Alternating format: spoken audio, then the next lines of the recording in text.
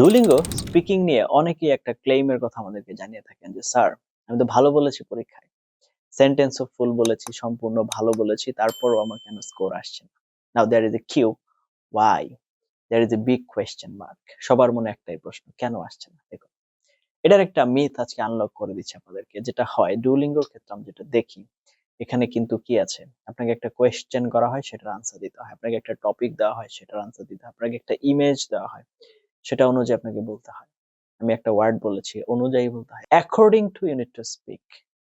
আপনাকে যা দেওয়া হয়েছে, যে সিনারিও, যে কনটেক্সট, বা যে ইমেজ যেটা দেওয়া হয়েছে, তার উপরে ভিত্তি করে বলতে হবে।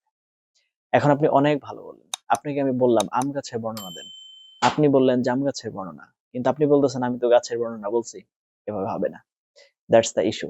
এই প্রবলেম সলভ করতে হবে, আপনার কাছে যা চেয়েছে সেটার আনসার দিতে হবে। এই ধরনের আরো অনেক ইনফরমেটিভ পাওয়ার জন্য চ্যানেল সাবস্ক্রাইব করে পাশে থাকতে ভুলবেন না।